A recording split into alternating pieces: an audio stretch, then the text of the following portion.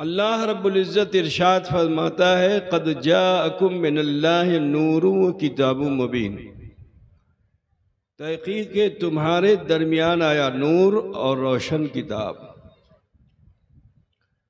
ہم اہل سنت والجماعت کا پختہ عقیدہ و ایمان یہ ہے کہ ہمارے آقا و مولا سید عالم صلی اللہ علیہ وسلم نور بھی ہیں اور بشر بھی ہیں، لیکن ہم جیسے بشر نہیں ہیں، وہ خیر بشر ہیں۔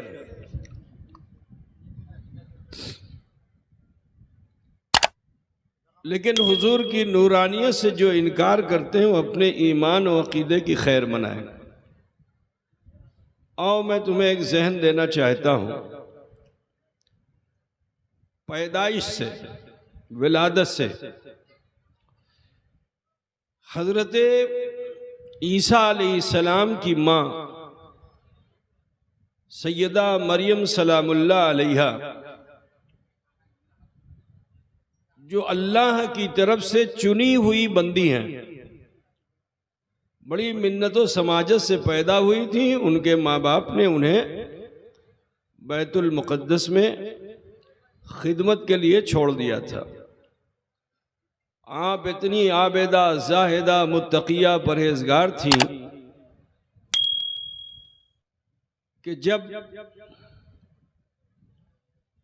آپ کے حجرے میں نبی تشریف لاتے تھے تو بے موسم کا پھل دیکھتے تھے۔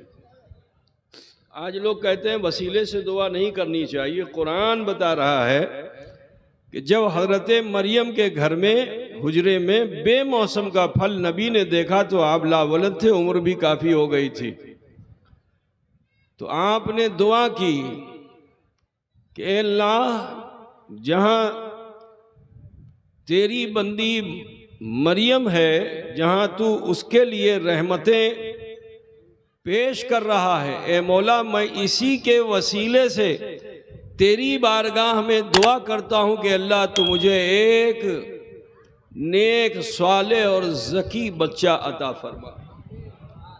تو آج لوگ کہتے ہیں مزاروں پہ جانا کیا ہے نا، کہ مزاروں پہ جانے سے کیا فائدہ؟ میاں یہ تو مزار ہے۔ حضرت مریم کے حجرے میں کوئی مزار نہیں تھا، رحمتیں برس رہی تھیں، تو نبی نے دعا کی اسی کے وسیلے سے، مریم کے وسیلے سے دعا کی، تو اللہ تعالیٰ نے انہیں بیٹا عطا فرمایا۔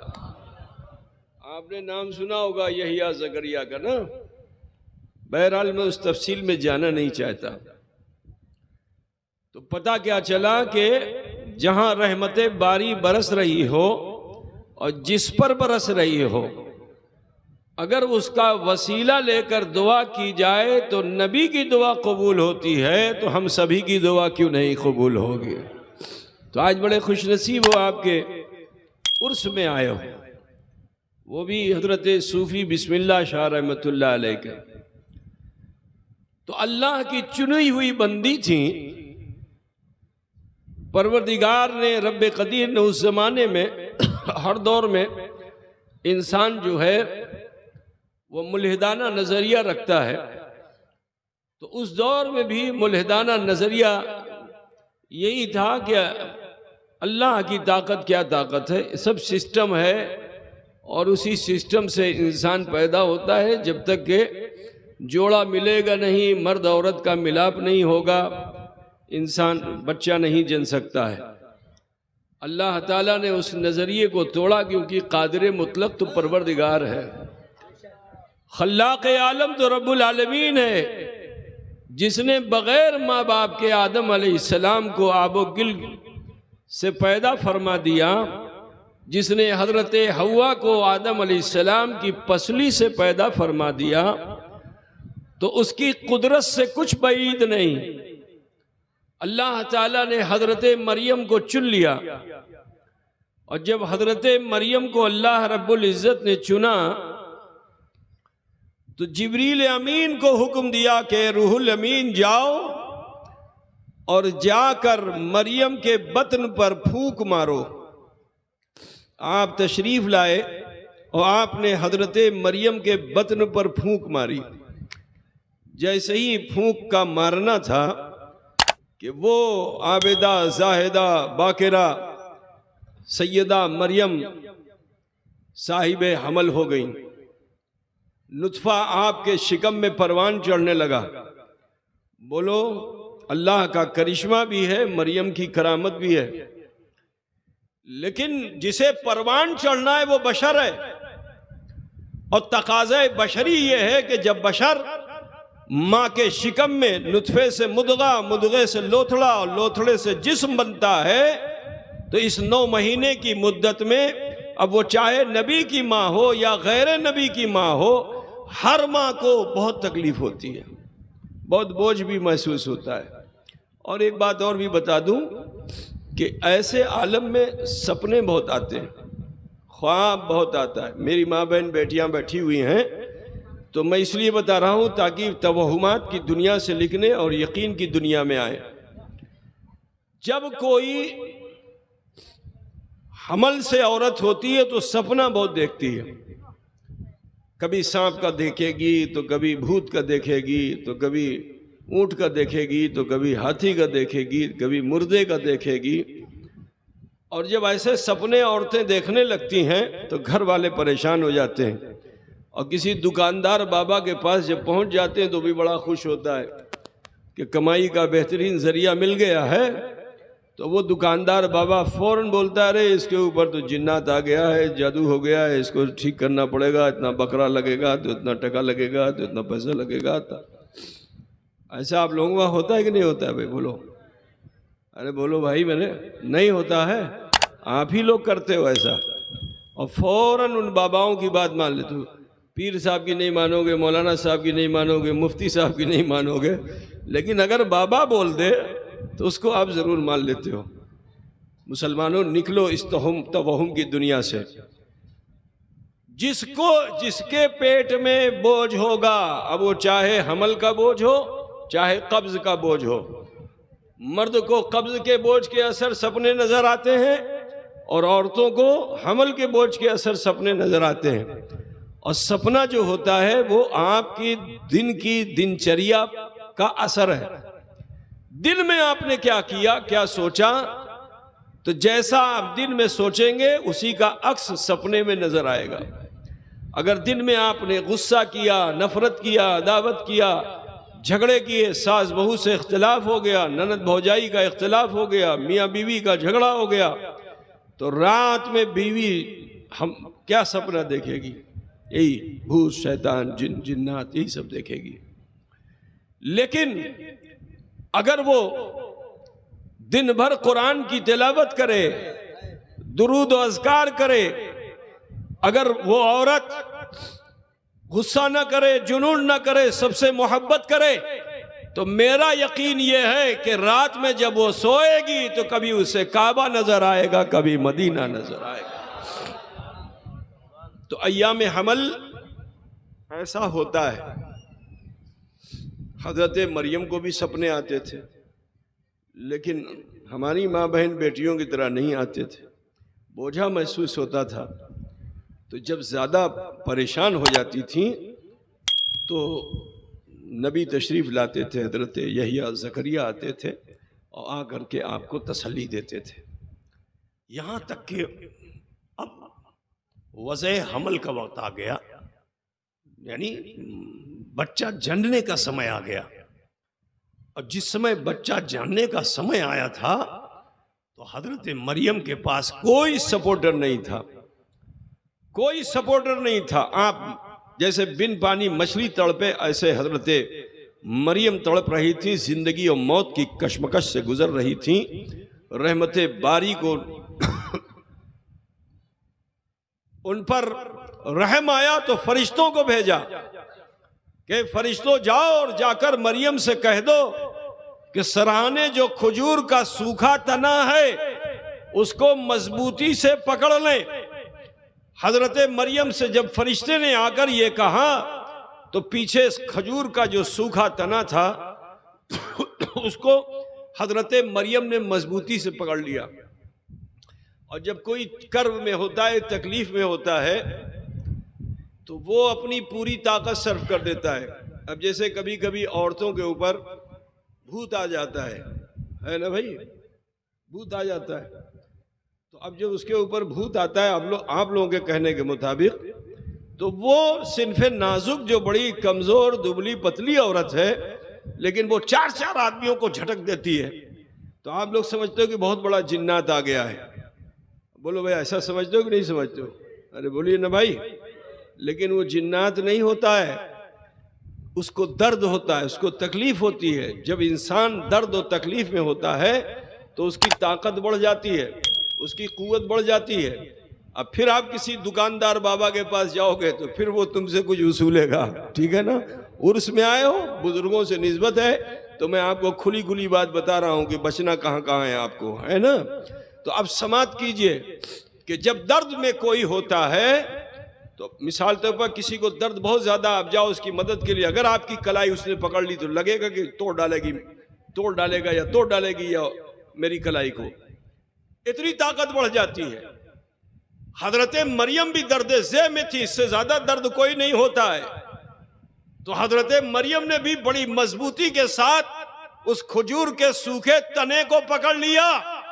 ان کا پکڑنا ایسا تھا، اس پہ کتنی طاقت صرف کی تھی، کتنی قوت صرف کی تھی کہ وہ مردہ تنا زندہ ہو گیا. وہ مردہ تنا زندہ ہو گیا، حتیٰ کہ اس میں کھجوریں آ گئیں، ٹپک کر زمین پہ آ گئی. اسی درمیان حضرت عیسیٰ علیہ السلام کی ولادت ہو گئی. کھجور کھایا تو پستان سے دودھ بھی نکل آیا. یہ قرآن کے میں نے سارانش آپ کے سامنے رکھ دیا، ٹھیک ہے نا. معلوم کیا ہوا کہ اگر کوئی نبی بھی دنیا میں آئے گا تو ماں کو تکلیف ہوگی، ہے نا. لیکن ہم جس نبی کے امتی ہیں وہ نبی بھی آسمان سے اترے نہیں تھے، عبداللہ کی پیشانی سے منتقل ہو کر رحم آمنہ میں آئے تھے، اور 9 مہینے کی پوری مدت انہوں نے بھی گزاری تھی. حضرت آمنہ کے بطن میں آپ نے 9 مہینے کی مدت گزاری. بولو، جب حضرت مریم کو تکلیف ہو سکتی ہے، بوجھ ہو سکتا ہے، تو سیدہ آمنہ کو بھی تو تکلیف ہونی چاہیے تھی، لیکن ہوئی کیوں نہیں؟ اسی کو سمجھنا ہوگا. مولانا لوگوں کو نہیں، میں آپ لوگوں کو سمجھانے کے لیے بتا دوں، ایک مثال دے دوں، ہو سکتا ہے ذہن میں بات آ جائے. آپ کے وہاں تالاب ہوتا ہے نا، تالاب کیا بولتے ہیں آپ لوگ؟ ڈگی تالاب بولتے ہیں نا. آپ کبھی کبھی، اور یہاں کے لوگ اکثر تالاب ہی نہانے کے لیے جاتے ہیں. اب جب آپ تھوڑا گہرائی میں چلے جاؤ گے تو آپ کا وزن اگر 70 کلو کا ہے تو جیسے ہی گہرائی میں پہنچو گے تو آپ کا وزن 70 کلو لگے گا. بولیے. آپ زمین پہ کسی 100 کلو کے آدمی کو اٹھا نہیں پا رہے ہو، لیکن اگر پانی میں کوئی ڈوب رہا ہو، وہ 150 کلو کا بھی ہو، تو اس کو چٹکی سے بچا سکتے ہو کہ نہیں؟ ایسے پکڑ کے اس کو اوپر نیچے کر سکتے ہو کہ نہیں کر سکتے ہو؟ بولو کیوں؟ اس لیے کہ زمین کی کشش جو ہے اور آپ کے درمیان پانی حائل ہو گیا ہے، لطافت حائل ہو گئی. تو اس لطافت نے گریویٹی کو ختم کر دیا. تو جہاں گریویٹی ختم ہو جاتی ہے وہاں انسان اگرچہ چاہے جتنا وزنی ہو لیکن وہ ہلکا ہو جائے گا. چاہے ابھی دیکھو اسپیس میں لوگ جاتے ہیں، خلا میں چاند پہ عام آ جاتے ہیں نا، تو ان کا بھی یہی حال ہے کہ وہ اتنے ہلکے ہو جاتے ہیں کہ وہ بھی ایسے سیدھے ایسے نہیں چلتے ہیں، ایسے جیسے مچھلی تیرتی ہے ایسے وہ چلتے ہیں. ٹھیک ہے بھائی، سمجھ گئے؟ تو اب میں یہی بتانا چاہتا ہوں کہ حضرت سیدہ آمنہ کے بطن میں رسول پاک تشریف لائے تو ہونا تو یہ چاہیے تھا کہ ماں کو تکلیف ہوتی. لیکن سنو، جب سیدہ آمنہ سے پوچھا گیا کہ 9 مہینے آپ کو کوئی تکلیف ہوئی؟ تو انہوں نے فرمایا کہ مجھے کوئی تکلیف نہیں ہوئی، مجھے تو گرانی بھی محسوس نہیں ہوئی۔ اس کی وجہ کیا ہے کہ جب بشریت وجود پا رہی تھی تو رب نے مصطفیٰ کی نورانیت کو حضرت آمنہ کے بطن میں ڈال دیا، اور اسی نور محمد کے گھیرے میں مصطفیٰ کی بشریت پنپ رہی تھی۔ یہی وجہ ہے کہ حضرت آمنہ کو کوئی بوجھ محسوس نہیں تھا۔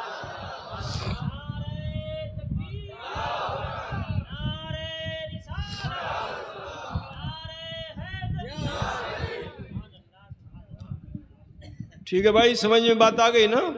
آپ سرلتا سے سمجھتے چلیے۔ حضرت آمنہ رضی اللہ تعالی عنہا 9 مہینے ان کو کوئی تکلیف محسوس نہیں ہوئی۔ اور نور کا معاملہ کیا تھا کہ آپ جب اندھیرے میں ہو جاتی تھیں تو جیسے ہی اندھیرے میں ہوتی تھی آپ کے جسم اطہر سے نور کی کرنیں پھوٹ پڑتی تھی اور آپ اپنے راستے کو پا لیتی تھی۔ حضور صلی اللہ علیہ وسلم بشر ہیں اور خیر بشر ہیں، لیکن نور ہیں، کیونکہ نبی خود فرماتے ہیں اولو ما خلق اللہ نوری، سب سے پہلے اللہ تعالیٰ نے میرے نور کو پیدا فرمایا۔ تو پتہ کیا چلا کہ میرا رسول وہ ہے کہ جس کو اللہ نے نور سے پیدا فرمایا لیکن لباس بشری عطا فرما دیا۔ برادران اسلام، ایک بات اور بھی یہاں بتاتا چلوں، شکم میں جو بچہ آتا ہے تو اس کے کھانے پینے کے لیے اس کی غذا جو ہے کہاں سے ہے؟ منہ سے نہیں ہوتی۔ ماں کے شکم میں غذا کہاں سے اس کو ملتی ہے؟ بولو بھائی، کہاں سے ملتی ہے؟ نہیں معلوم؟ نابھی سے، نابھی سے، مکھ سے نہیں، مکھ سے پیلے مر جائے گا بچہ۔ نابھی سے عالم بدلتا ہے، غذا بھی بدلتی ہے اور غذا کے استعمال کا طریقہ بھی بدل جاتا ہے نا؟ تو نابھی سے غذا ملتی ہے، لیکن جانتے ہو اللہ کے رسول صلی اللہ علیہ وسلم وہ ہیں کہ جب آپ کی پیدائش ہوئی تو زمانے نے جانا کہ سارے انسان تو ماں کے شکم میں غذا کے محتاج ہیں، نابھ کے ذریعے، نابھی کے ذریعے، لیکن میرا مصطفیٰ 9 مہینے ماں کے شکم میں رہا، مگر اس کا تعلق نابھی سے نہیں رہا۔ جب آپ دنیا میں تشریف لائے تو نابھ کو کاٹنے کی ضرورت نہیں ہوئی، کیونکہ آپ خط بریدہ پیدا ہوئے تھے۔ برادران ملت اسلامیہ، قد جاءکم من اللہ نور و کتاب مبین، تحقیق کہ تمہارے درمیان آیا نور اور روشن کتاب۔ عزیزان گرامی، حضور اکرم صلی اللہ علیہ وسلم کی نورانیت ایسی کہ جب حضرت حلیمہ نے آپ کو اپنی آغوش میں لیا، سوکھا پستان تھا اور وہ دودھ والا ہو گیا، اونٹنی کمزور تھی، برق رفتار ہو گئی۔ گھر پہنچتے پہنچتے حضرت حلیمہ نے مصطفیٰ کی نورانیت کے اثر کو دیکھ لیا تھا، تو جب گھر پہنچی تھیں تو اپنے سوامی سے، شوہر سے کہا تھا کچھ کھانے پینے کے لیے ہے؟ تو انہوں نے کہا کیا کھانے پینے کے لیے؟ کچھ نہیں ہے۔ تو کہا ارے بکری تو ہے نا؟ تو کہا بکری تو ہے مگر وہ تو بانجھ ہے۔ کہا میں جس کو لے کے آئی ہوں اور اس کے عجائبات میں نے ایسے دیکھے ہیں کہ میرا یقین بڑھتا چلا جا رہا ہے، بانجھ ہے بکری، لیکن جاؤ اس کے تھن پہ ہاتھ رکھو، میرا یقین یہ کہتا ہے کہ اس محمد کے وسیلے وہ بکری دودھ دینے والی ہو جائے گی۔ عزیزو ایسا ہی ہوا، بانجھ بکری کے تھن پہ ہاتھ رکھ دیا، دودھ ٹپکنے لگے۔ وہ رسول ہیں کہ جس رسول کی نورانیت مسلم ہے، لیکن جب رسول کائنات صلی اللہ علیہ وسلم نے 40 سال بعد اعلاء کلمت الحق کیا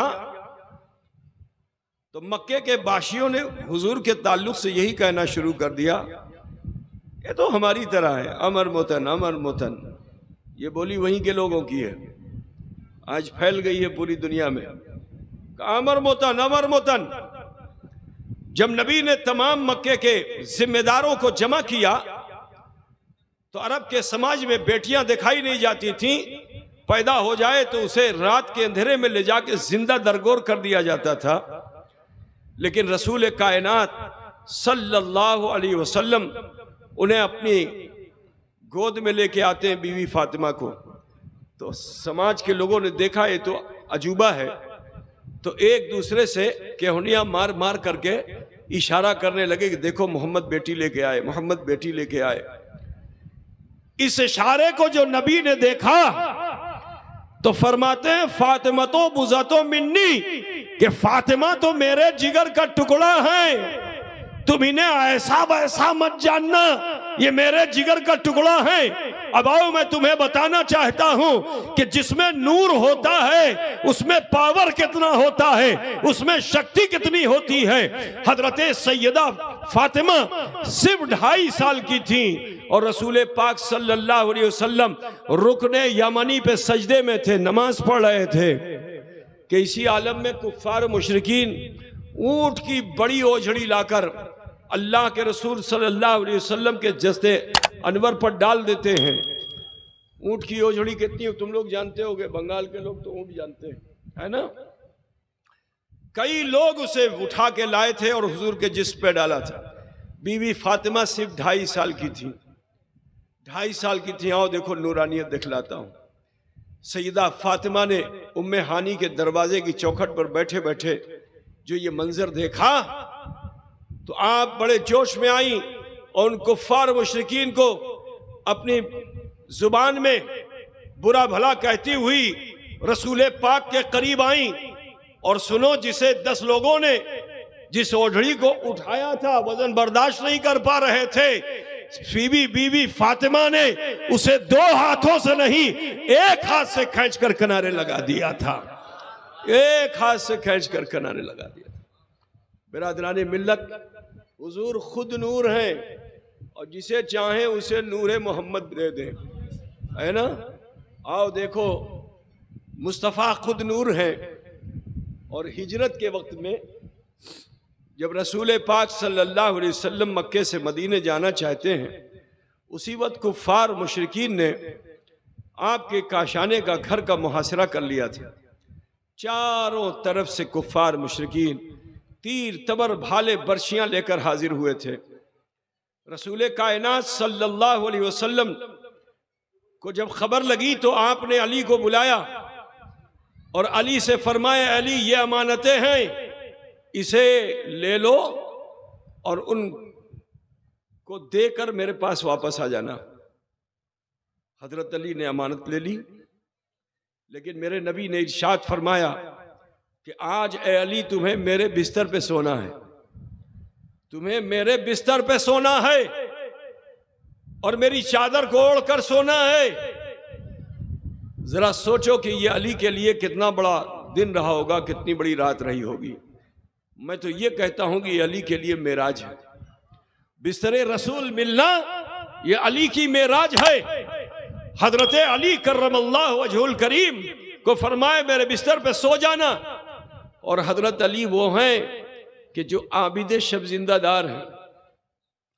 حضرت علی کو 9 سال کی عمر میں نماز فرض ملی، ہمارے بچے 12 سال کی عمر میں نماز کو فرض پاتے ہیں، لیکن حضرت علی کو 9 سال کی عمر میں بھی نماز فرض کی صورت میں ملی۔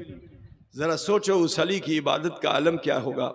راتوں کو جگنے والے، خدا سے منانے والے وہ علی ہیں کہ جو راتوں میں سونا پسند نہیں کرتے، راتوں رات جگنا پسند کرتے ہیں۔ لیکن آج علی سے فرمایا گیا میرے بستر پہ سو جاؤ۔ کیوں؟ پہلے تو یہ سمجھو کہ علی کو سونے کا حکم دیا، علی سوئے کیوں؟ علی کو تو سونا نہیں چاہیے تھا، کیونکہ علی کو معلوم ہے آج کاشانہ مصطفیٰ کا محاصرہ کافروں نے کر رکھا ہے، چاروں طرف تیر تبر بھالے برچیاں ہیں۔ ایسے ماحول میں کسی کو نیند آئے گی؟ جس سے اختلاف نہیں بھی ہوگا اس کو بھی نیند نہیں آئے گی۔ لیکن حضرت علی بستر پہ سوئے تو ان سے جب پوچھا گیا کہ علی وہ رات کیسی تھی، تو حضرت علی فرماتے ہیں اس رات میں جیسا سویا تھا کبھی سویا ہی نہیں تھا، کبھی سویا ہی نہیں تھا۔ ایسے ماحول میں نیند آ گئی۔ وجہ کیا ہے؟ کیونکہ حضرت علی کا یہ ایمان ہے، عقیدہ ہے۔ کیونکہ اللہ نے فرمایا کافر چلتے تو ہیں مگر مردہ ہیں، کھاتے تو ہیں مگر مردہ ہیں۔ اب اگر مردہ کے ہاتھ میں تلوار ہو تو بولو، مردہ کے ہاتھ میں تلوار ہو تو اس سے آپ کو بھے لگے گا؟ کوئی مر جائے اس کے ہاتھ میں ریوالور ہو، ڈر لگے گا؟ بچے کے ہاتھ میں ہوگا تو خوف لگے گا کہ کہیں اگر بچہ ٹریگر دبا دے گا تو کیا ہوگا، لیکن مردے کے ہاتھ میں اگر ہو تو ڈر بھے لگے گا۔ اسی لیے اللہ نے فرمایا کہ الا ان اولیاء اللہ لا خوف علیہم ولا هم یحزنون، خبردار، ہوشیار، جو اللہ کے ولی ہیں انہیں نہ کوئی خوف ہے نہ کوئی ملال ہے۔ حضرت علی کو مصطفیٰ نے اپنے بستر پہ سلایا کیوں تھا؟ تو اس راز کو بھی میں آج کھولنا چاہتا ہوں، کیونکہ رسول پاک کی بارگاہ میں جب علی آئے تھے تو رسول پاک نے علی ہی کو نہیں دیکھا تھا، علی کی تقدیر جلی کو دیکھا تھا کہ کل میرا یہ علی جب مدینے آئے گا تو اس کی تقدیر بتا رہی ہے کہ اس کا رشتہ فاطمہ سے ہونا ہے۔ اس کا رشتہ کس سے ہونا ہے؟ اور فاطمہ تو نوری ہیں، میرا یہ علی خاکی ہے۔ اگر خاکی کا نوری سے رشتہ ہوگا تو زمانہ تانا دے گا۔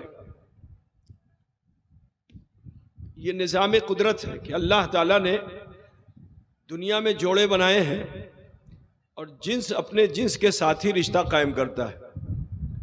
مثال کے طور پر کوا ہے نا، کوا، آپ لوگ کوا جانتے ہیں کہ نہیں جانتے؟ تو کوے کا رشتہ کوئل سے ہوتا ہے؟ کوے کا رشتہ کوئل سے نہیں ہوتا، جبکہ کوئل ایسی چالاک ہے کہ وہ خود اپنا گھونسلہ نہیں بناتی، انڈا دیتی ہے مگر گھونسلہ نہیں بناتی۔ وہ تلاش کرتی ہے کہ کوے نے کہاں گھونسلہ بنایا، اور پھر اس گھونسلے پہ جا کر کوے کے انڈے کو پی لیتی ہے اور وہیں پھر اپنا 2 انڈا دے دیتی ہے۔ کوا بیچارہ جب لوٹ کے آتا ہے تو وہ تو یہی سمجھتا ہے کہ یہ میرا ہی انڈا ہے، اسے وہ سیتا ہے، کچھ دنوں میں اس میں سے بچہ نکلتا ہے، پھر بھی وہ اس پہ مہربان رہتا ہے، اس کے لیے غذا مہیا کرتا ہے۔ لیکن جب پر نکل آتا ہے تو بولو یہ کوئل کوے کے ساتھ رشتہ قائم کرے گی؟ جیسے ہی پر نکلا پھر وہ اپنا سماج ڈھونڈنے کے لیے جنگل میں پرواز کر جاتی ہے، کیونکہ یہ نظام قدرت ہے کہ اللہ تعالیٰ نے جنس کا رشتہ جنس کے ساتھ کیا ہے۔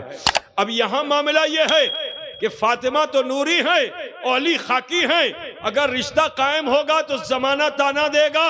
تو مختار نبی نے اپنے بستر پہ سونے کا حکم اس لیے دیا کہ علی مدینہ آنے سے پہلے تم خاکی نہ رہنا، میرے بستر پہ سو جانا تو نیچے سے بھی نور والے ہو جاؤ گے، اوپر سے بھی نور والے ہو جاؤ گے، دائیں سے بھی نور والے ہو جاؤ گے، بائیں سے بھی نور والے ہو جاؤ گے۔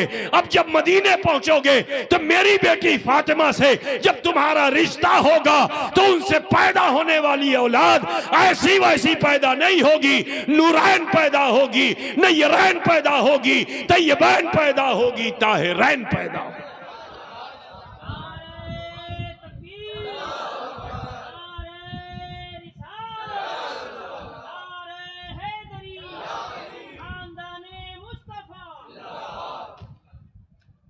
تو عزیزو، حضور خود نور ہیں، جسے چاہیں اسے نور والا بنا دیں، جسے چاہیں۔ آؤ میں تمہیں بتا دوں، لکڑی کی کوئی حیثیت نہیں ہے۔ خاندان ہاشمی کی بات تو آپ سن چکے ہیں، لکڑی کی کوئی حیثیت نہیں۔ کوئی حیثیت ہے لکڑی کی؟ سوکھی لکڑی، چھڑی، چھڑی ہوتی ہے نا، چھڑی، تو چھڑی کی کیا حیثیت ہے؟ سہارا دیتی ہے بس۔ تو آؤ میں تمہیں بتانا چاہتا ہوں حضور کیسے نور والے ہیں اور حضور کس طرح نور کو تقسیم فرماتے ہیں، جسے چاہیں اسے نور والا بنا دیں۔ اور دیکھو ایک صحابی ہیں بہت بوڑھے، جلیل القدر صحابی ہیں، ضعیف العمر ہیں۔ جب عشاء کا وقت ہوا تو نماز کے لیے مسجد نبوی کے لیے چلنے لگے۔ جیسے آج ابھی بجتی ہوئی ہے بارش، یہ تو بہت کم ہوئی ہے، اس روز مدینے میں بہت زیادہ بارش ہو گئی، سارا راستہ کیچڑ کیچڑ ہو گیا۔ لیکن صحابی نے اس چیز کا خیال نہیں کیا کہ بارش سے راستہ خراب ہو چکا ہے۔ نماز کا وقت تھا، اٹھ کھڑے ہوئے، لاٹھی کو سہارا لیا، کمر جھکی ہوئی تھی، دو چند قدم چلے ہی تھے کہ اچانک بیٹے کی نظر پڑ گئی باپ پہ، تو اس نے پوچھ لیا بابا جان آپ کہاں جا رہے ہیں؟ کہا بیٹا تمہیں معلوم نہیں عشاء کا وقت ہو گیا ہے، نماز کے لیے جا رہا ہوں مسجد نبوی۔ تو بیٹے نے کہا ہے بابا جان راستے میں بہت کیچڑ ہو چکا ہے، راستہ ناہموار ہے، مناسب یہ ہے کہ آپ اس وقت نہ جائیں، صبح کو چلے جائیں گے۔ تو صحابی کو جلال آ گیا، کہا ہے بیٹے تو مجھے صحبت رسول سے روکتا ہے؟ کیا تو مجھے ضمانت دیتا ہے کہ میں صبح تک زندہ رہوں گا؟ بیٹا بھی خاموش ہو گیا، باپ کے ارادے کو بدل نہ سکا، سعادت مند بیٹا تھا۔ آج کل کے بیٹے تو اپنے باپ سے دو ہاتھ آگے نکل جاتے ہیں، لیکن وہ نبی کے قدموں میں رہنے والا صحابی کا بیٹا صحابی ہے، اسے معلوم ہے کہ ماں باپ کی عزت و توقیر کیسی کرنی چاہیے۔ وَبِالْوَالِدَيْنِ احسانا، اپنے والدین کے ساتھ نیکی کرو، بھلائی کرو۔ اس زمانے میں تو چاہے مولوی کا بچہ ہو، خود مولوی ہو، لیکن دنیا دار اتنا ہو جاتا ہے کہ اسے اپنے ماں باپ کی قدر نہیں ہوتی، اب وہ بھی کہتا ہے جلدی سے ابا اماں مر جائیں تو اس کی زمین جائیداد سب ہمارے ہاتھ آ جائے۔ آج کے حالات ایسے ہیں، لوٹیے اور اپنے والدین کی عزت و توقیر بھی کیجیے۔ سنیے، نسبت سے شے ممتاز ہوتی ہے نا؟ تو اب وہ صحابی نے جب یہ فرمایا تو بیٹا بھی خاموش ہو گیا۔ سعادت مند بیٹا تھا تو پیچھے پیچھے اس لیے چلا کہ اگر بابا کہیں پھسلیں گے تو میں ان کو سہارا دوں گا۔ اب آگے آگے باپ، پیچھے پیچھے بیٹا، چلتے چلتے مسجد نبوی آ گئی، لیکن بوڑھے تھے، چلنے میں زحمت، راستے میں کیچڑ بھی، پہنچے تو نماز کا وقت ختم ہو چکا تھا، یعنی جماعت ختم ہو چکی تھی، اور اللہ کے رسول صلی اللہ علیہ وسلم واعظ فرما رہے تھے۔ صحابی کو جہاں جگہ ملی بیٹھ گئے۔ آج کل کچھ لوگ مسجدوں میں آتے ہیں نا، کودتے پھاندتے پھلانگتے آگے بیٹھتے ہیں، منع کیا گیا۔ وہ تو باادب صحابی تھے، اب انہیں یہ نہیں دیکھنا تھا کہ ہمارا رتبہ و مرتبہ کیا ہے۔ مسجد میں آئے ہیں تو ایک ہی صف میں کھڑے ہو گئے محمود و ایاز، نہ کوئی بندہ رہا اور نہ بندہ نواز، تو اب انہیں جہاں جگہ ملی بیٹھ گئے۔ رسول پاک صلی اللہ علیہ وسلم نے واعظ فرمایا۔ اب جب محفل کا اختتام ہوا تو حضور تو مجمع کے آگے پیچھے دائیں بائیں جتنے بھی ہوتے تھے سب پہ حضور کی نظر ہوتی تھی، صرف انہیں نہیں دیکھتے تھے، ان کے دل کو بھی دیکھتے تھے، ان کے ارادوں کو بھی دیکھتے تھے۔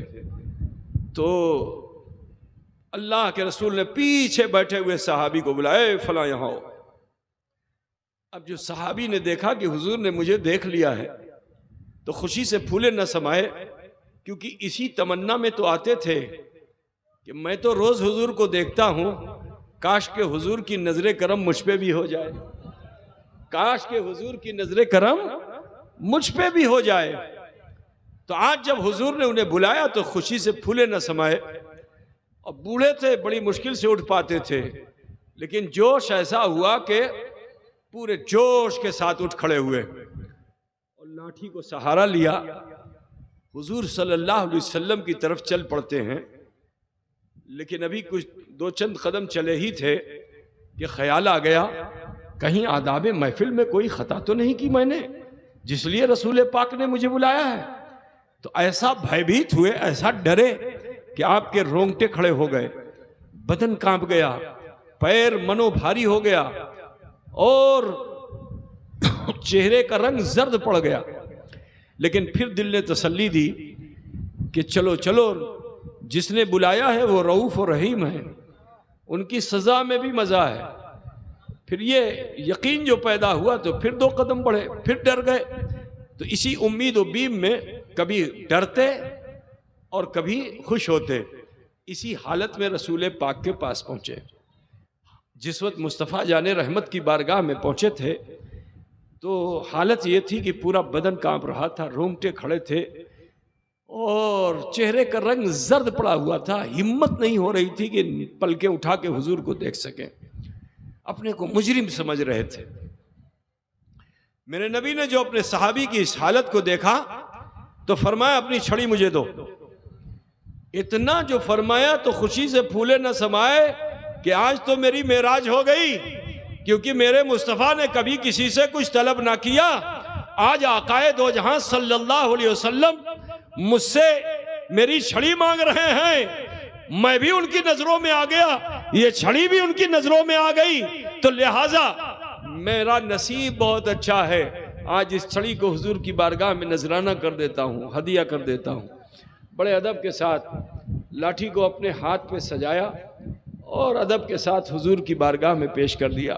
رسول کائنات صلی اللہ علیہ وسلم نے اس چھڑی کو کچھ دیر کے لیے اس کی مٹھیے پہ اپنا ہاتھ رکھا، اور صحابی کی تو ہمت نہیں ہو رہی تھی کہ نگاہ اٹھا کے دیکھیں، ڈرے سہمے کھڑے تھے، نہ جانے کیا سزا ملے گی، نہ جانے کیا سزا ملے گی۔ لیکن اچانک اللہ کے رسول نے فرمایا لو اسے۔ تو یہ تو آج کے زمانے میں ہوتا ہے نا، پیر صاحب اگر کہہ دیں لو اسے تو پوچھے گا کیوں لے لیں حضرت، سوال کرے گا، ہے نا؟ لیکن وہاں تو حکم آ چکا ہے کہ ما آتاکم الرسول فخذوہ وما نہاکم عنہ فانتہوا، جو تمہیں رسول دے تم اسے لے لو، اور جس چیز سے رسول منع فرما دے باز آ جاؤ۔ حکم ہوا رسول کا، لو واپس، لے تو لیا، کیونکہ نبی نے طلب کیا تھا، دے دیا، نبی نے لوٹا دیا، لے لیا۔ مگر یہاں میں ایک بات بتا دوں، صحابی نے یہ پوچھا نہیں کہ اب اسے لے کے کیا کروں گا یا رسول اللہ، زمین پہ رکھوں کہ نہ رکھوں؟ صحابی نے پوچھا کہ زمین پہ رکھوں یا نہ رکھوں، ریاض الجنہ میں رکھوں کہ نہ رکھوں، مدینے کی گلیوں میں اس چھڑی سے کو سہارا لوں یا نہ لوں؟ خود انہیں سہارے کی ضرورت تھی، لیکن ان کی عقیدت و محبت نے، بھالوباسا نے فیصلہ کر لیا کہ اب یہ چھڑی میری نہیں ہے، یہ تو جناب محمد رسول اللہ کی چھڑی ہے، اور جب مصطفیٰ نے مجھے دے دیا ہے تو اب تو یہ میرے لیے تبرک ہو گئی ہے، برکت والی چھڑی ہو گئی ہے، لہٰذا زمین سے ٹکانا ادب کے خلاف ہے، بلند کر کے رکھنا ادب کے موافق ہے۔ بولو اس کو بدعت کہو گے؟ یہ بدعت ہے؟ اللہ کے رسول نے تو نہیں فرمایا تھا کہ اس کو اٹھا کے رکھنا، ادب کرنا، نسبت سے شے ممتاز ہو جاتی ہے۔ میرے عزیز، اس کو صحابی نے بلند کر کے رکھا کہ اب زمین سے ٹکانا ادب کے خلاف ہے۔ بوڑھے صحابی ذرا سوچو کہ کیسے چلے ہوں گے، بڑی مشکلوں سے مسجد نبوی سے نکلے، جیسے ہی باہر اندھیرے میں پہنچے نا، اچانک پوری چھڑی بقع نور ہو گئی، پوری چھڑی آلوکت ہو گئی، روشن ہو گئی۔ صحابی نے راستہ پایا، آگے بڑھے تو دیکھتے ہیں کہ صحابی کیچڑ میں پیر کبھی ادھر رکھتے ہیں کبھی ادھر رکھتے ہیں، بڑی مشکل سے راستہ طے کرتے ہیں۔ تو مسلمان وہ ہوتا ہے کہ جو آپس میں صلہ رحم ہوتا ہے۔ آج ہمارے اس دور میں بھائی بھائی کا نہیں ہے، پڑوسی پڑوسی کا نہیں ہے۔ یہی وجہ ہے کہ آج ہم دنیا میں ذلیل و خوار ہو رہے مسلمانوں۔ ذلت و رسوائی کی زندگی سے بچنا اگر تو آپس میں صلہ رحم بنیے، ایک دوسرے کو فائدہ پہنچانے کی کوشش کیجیے۔ آج ہمارا مزاج کیا ہے کہ ہم ایک دوسرے کو نقصان پہنچانے کی کوشش کرتے ہیں۔ میرے عزیز، یہی وجہ ہے کہ ہم آج دنیا میں ذلیل و خوار ہیں۔ اگر ہم آپس میں ایک دوسرے کو فائدہ پہنچاتے رہیں تو میرا یقین یہ کہتا ہے کہ پھر ہندوستان ہی کیا پوری دنیا میں مسلمانوں کو عزت و وقار حاصل ہو جائے گا۔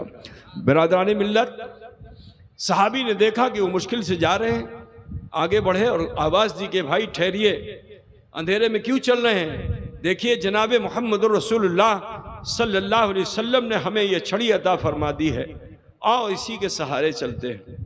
غرض کے دونوں صحابی ساتھ ہو لیے. اب راستے میں جو رسول پاک نے خطاب فرمایا تھا، یہاں تو ایک کیا ہزاروں خطاب بیان کر دیے جائیں، لیکن قوم جو ہے اسے فراموش کر دیتی ہے. مگر وہ صحابی کیسے تھے کہ وہی نازل ہو تو سینے میں یعنی حدیث مطلوع ہو یا حدیث غیر مطلوع ہو. اب آپ نہیں سمجھے گا، علماء سمجھتے ہیں، ہے نا. ان دونوں کے حافظ وہ ہو جاتے تھے صحابہ، جو نبی فرماتے اسے وہ یاد کر لیا کرتے تھے. تو آپس میں ڈسکشن کرتے تھے، آپس میں بات چیت کرتے تھے. دونوں صحابہ آپس میں بات چیت کر رہے تھے کہ حضور نے یہ فرمایا، حضور نے وہ فرمایا. اب یہ بات کرتے کرتے کرتے چوراہا آیا، وہاں سے دونوں کا راستہ جدا ہو رہا تھا. اب جو دونوں کا راستہ جدا ہو رہا تھا تو جس کے پاس روشنی والی چھڑی نہیں تھی تو اس نے کہا بھائی صاحب یہاں سے راستہ میرا ٹھیک ہے اور مجھے اندازہ بھی ہے میں آسانی سے گھر چلا جاؤں گا، آپ اپنے گھر جائیے میں اپنے گھر جاتا ہوں. انہوں نے کہا یہ کیسے ہو سکتا ہے، میں آپ کو اندھیرے میں چھوڑ دوں؟ نہیں نہیں، چلیے میں آپ کو آپ کے گھر چھوڑ کے لوٹ آؤں گا. تو انہوں نے کہا پھر یہ کیسے ہوگا کہ میں گھر میں چلا جاؤں اور آپ کو راستے پہ چھوڑ دوں؟ یہ محبت، یہ مواقعات، آپس میں بھلوباسا. اب دونوں آپس میں اسی تکرار میں تھے. وہ کہے نہیں، یہ کہے ہاں. حتیٰ کہ دونوں نے اپنا ہاتھ جو اٹھایا، لاٹھی ہاتھ میں تھی، ایک کی لاٹھی دوسرے کی لاٹھی سے ٹکرا جاتی ہے. ٹکرانا تھا کہ وہ بھی نور والی ہو جاتی ہے. تو جب لاٹھی سے لاٹھی ٹکرا جائے، نور والی ہو جائے، تو بولو جس صوفی بسم اللہ کی اتنی مضبوط نسبت ہو، نور محمد کیوں نہیں ہوگا؟ ہے نا میرے بھائی، اسے نور محمد کیوں نہ ملے گا؟ برادران ملت، تو بہرکیف میں یہاں سے ایک نتیجہ جو نکالنا چاہتا ہوں، اسی میں اپنی بات بھی ختم کر دوں گا کیونکہ وقت بھی کافی ہو چکا ہے اور اس جلسے کے جو روح رواں ہیں وہ بھی غائب ہو چکے ہیں. غالباً وہ حساب کتاب میں ہوں گے، ہے نا. کیا ہے وہ اعلیٰ حضرت کا شعر، تو اور رضا سے حساب لینا، رضا بھی کوئی حساب میں ہے نا. درود شریف پڑھیں تو بات کو تھوڑا سا. اللہم صلی علی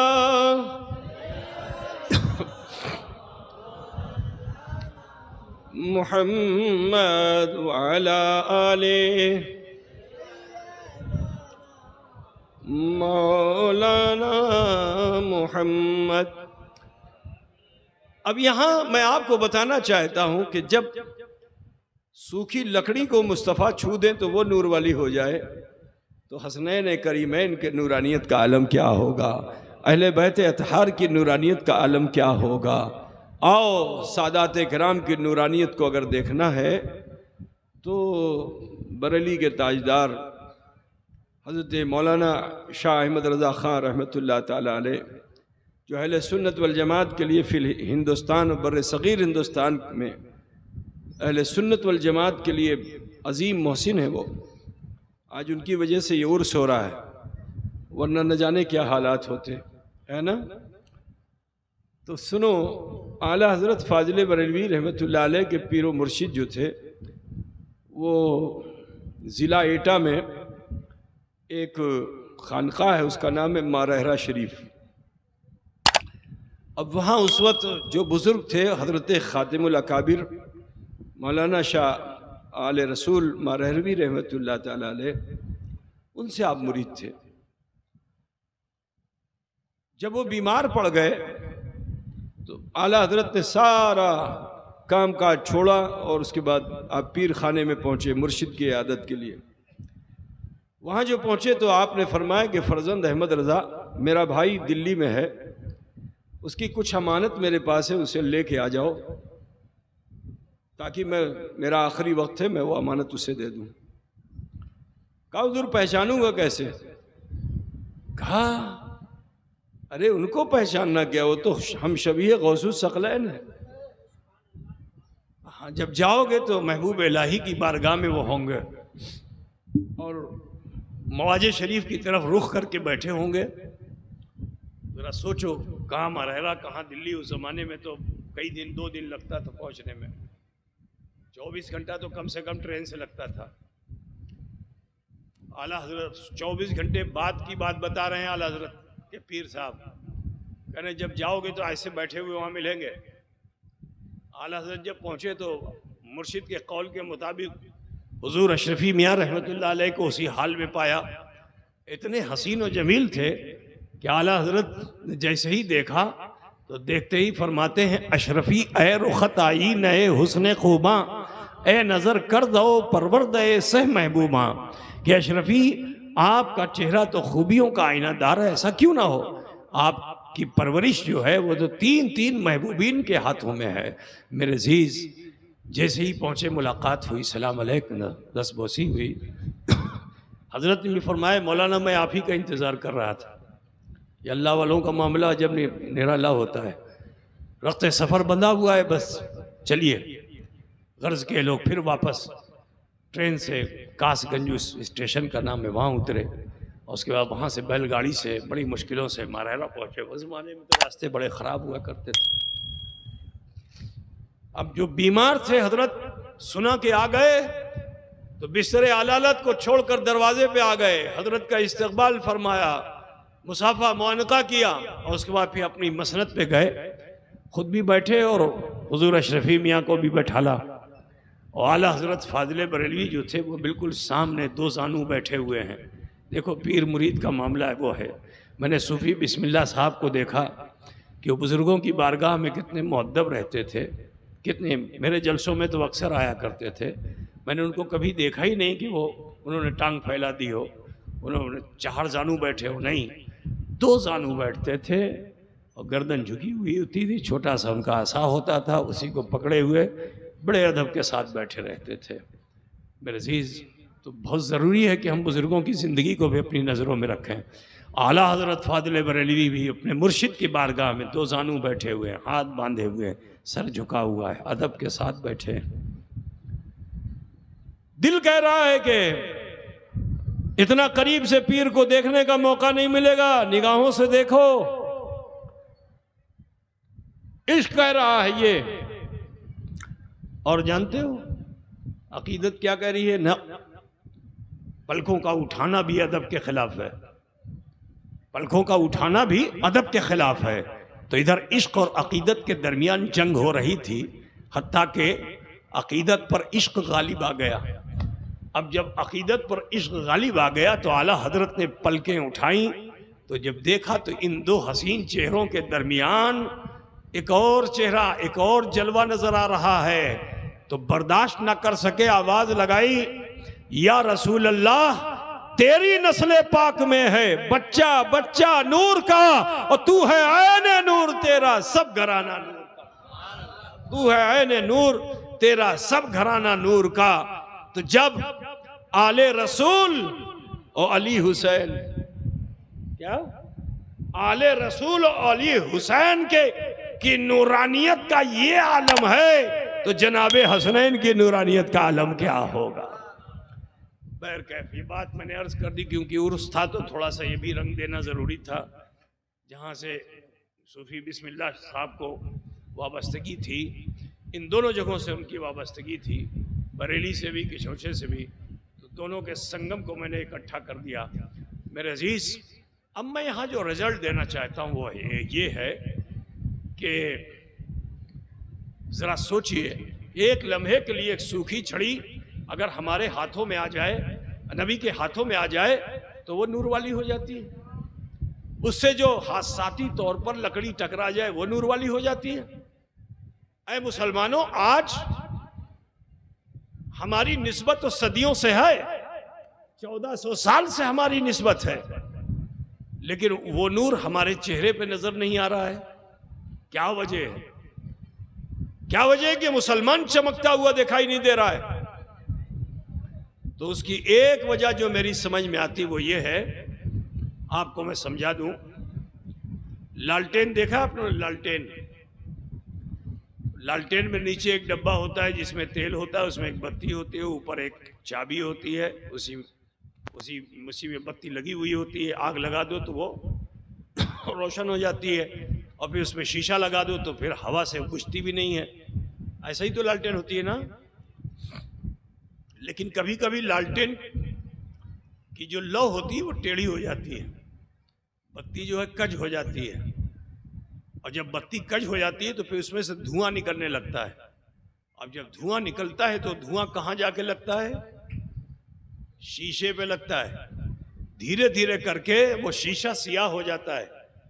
اور جب شیشہ سیاہ ہو جاتا ہے تو روشنی تو اندر ہوتی ہے مگر اجالا باہر نہیں آتا ہے. جب کبھی ایسا ہوتا ہے مسلمانوں، غور سے سنیے گا، جب کبھی ایسا ہوتا ہے تو آپ کی طبیعت یہ کہتی ہے کہ جلدی اس کو صاف کرو، جلدی اس کو درست کرو. تو فوراً آپ اس شیشے کو اتارتے ہو اور ایک کپڑے سے اس کے غبار کو جھاڑ دیتے ہو اور قینچی لے کر کے بتی کو کاٹ کر درست کرتے ہو. جب یقین ہو جاتا ہے کہ اس کی لو درست ہو گئی ہے، صحیح ہو گئی ہے، تو پھر شیشہ چڑھا دیتے ہو. اب جب شیشہ چڑھتا ہے تو لالٹین کی وہ اندر والی روشنی وہی نہیں رہتی، اندر بھی روشنی ہوتی، اجالا باہر بھی آتا ہے. اے مسلمانوں، بالکل آج اسی لالٹین کے مانند ہمارا یہ دل بھی ہو چکا ہے کہ جہاں جو شمع ایمانی روشن ہے، یہ ہمارے عمل کی بنیاد پہ اس کی لو کج ہو گئی ہے. تو اس سے چوری کا دھواں، ڈاکے کا دھواں، برائیوں کا دھواں، غیبت کا دھواں، چغلی کا دھواں، یہ اٹھ اٹھ کر اس نے ہمارے شیشے دل کو سیاہ کر ڈالا ہے. روشنی اندر تو ہے مگر اجالا باہر نہیں جا رہا ہے. اے مسلمانوں، جس طرح آپ اس چھوٹی سی لالٹین کو درست کرتے ہو، موت کب آ جائے کچھ نہیں کہا جا سکتا. تو اس سے پہلے کہ ہم خود بجھ جائیں، ہمارا چراغ بجھ جائے، ضروری ہے کہ دل کے چراغ کو درست کر لیا جائے. اور یہ دل کا چراغ کیسے درست ہوگا کہ اس شیشہ دل پہ جو سیاہی چھائی ہوئی ہے اس کو استغفار کے ماجھے سے صاف کر لیجئے اور شریعت کی قینچی سے اپنی اس بتی کو کاٹ کر کے لو کو درست کر لیجئے. جب لو درست ہو جائے تو پھر شیشے کو چڑھا لینا، تو تم اندر سے بھی چمکو گے، روشنی باہر بھی آئے گی. میرے عزیز، میرا غریب نواز ہندوستان میں آیا تھا تو سنو، وہ تشریف لائے تھے تو ان کا دل اتنا چمک رہا تھا کہ اجالے ان کے چہرے پر تھے. جس طرف بھی آپ رخ فرما لیتے تھے اندھیرے چھٹ جاتے تھے. یہ سلسلہ چلتے چلتے صوفی بسم اللہ تک آیا اور پھر قیامت تک آتا رہے گا. اہل حق کبھی مٹیں گے نہیں. میرے عزیز، تو جو اپنے دلوں کو صاف کر لیتا ہے وہ مرنے کے بعد بھی اس کی یاد منائی جاتی ہے، اسے بھلایا نہیں جاتا ہے.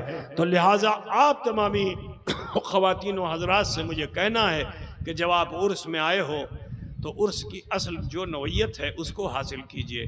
میلہ دیکھنا، تفریح کرنا، عورت مرد کا اختلاط، یہ سب بالکل عرس میں جائز نہیں ہے. اس چیز کو سمجھ لیجئے.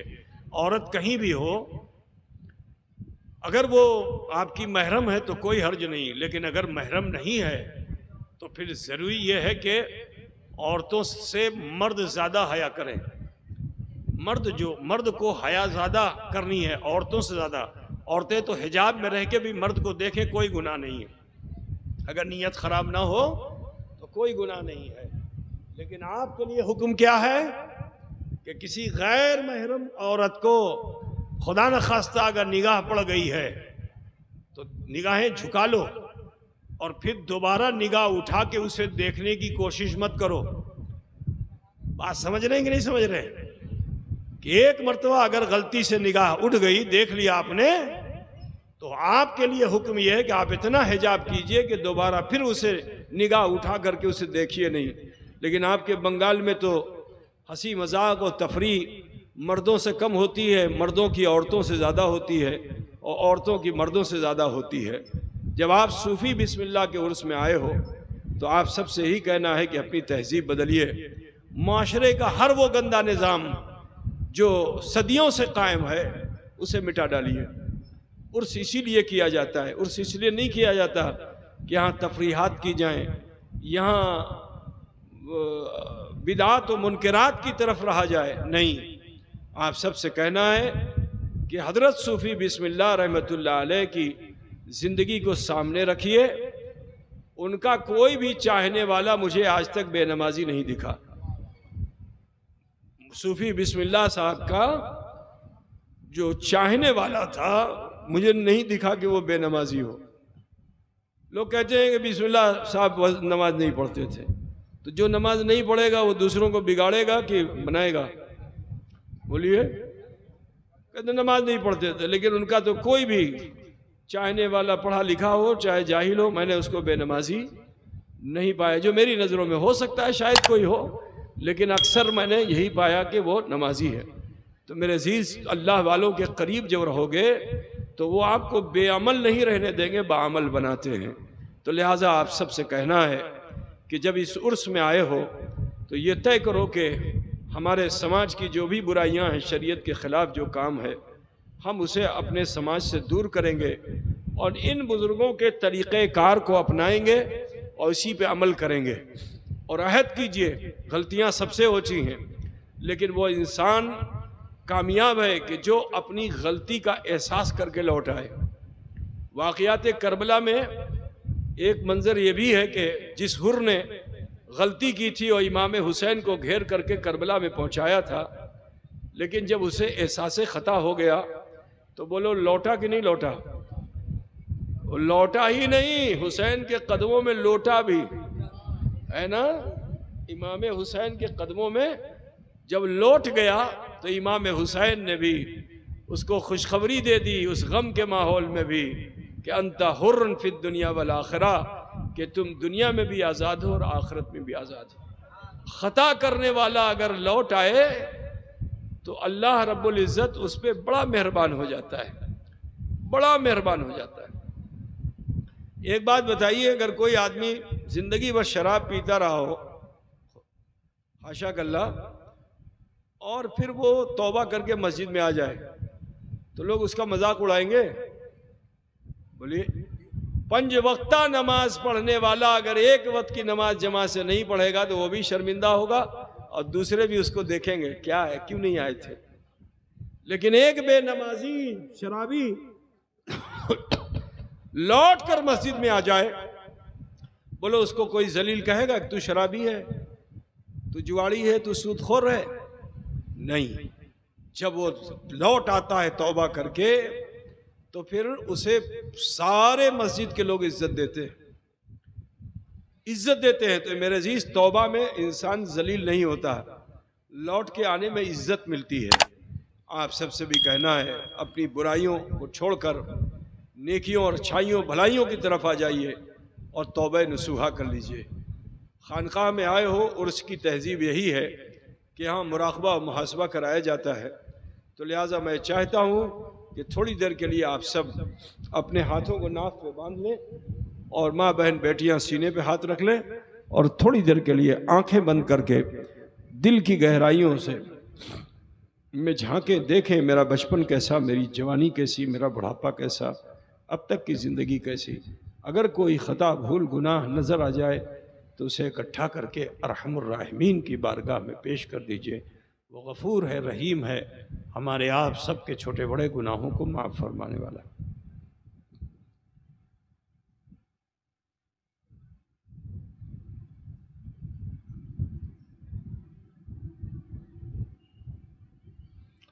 پڑھیے بسم اللہ الرحمن الرحیم۔ لا الہ الا اللہ محمد رسول اللہ، اللہ ہی معبود ہے، محمد رسول اللہ صلی اللہ علیہ وسلم اللہ کے سچے رسول ہیں۔ استغفر اللہ ربی من کل ذنب واتوب الیہ۔ اے اللہ، تیری بارگاہ میں سچے دل سے سب چھوٹے بڑے گناہوں سے ہم توبہ کرتے ہیں اور ہم وسیلہ چاہتے ہیں تیرے محبوب سید عالم نور مجسم احمد مجتبیٰ محمد مصطفیٰ صلی اللہ علیہ وسلم کا اس مختصر سے وقت میں اللہ تعالیٰ نے ہم سب پہ فضل فرمایا کہ ہم نے کلمہ شریف پڑھا اور استغفار کیا۔ یقین جانیے اس وقت ہم اور آپ ایسے ہو چکے ہیں جیسے ماں کے پیٹ سے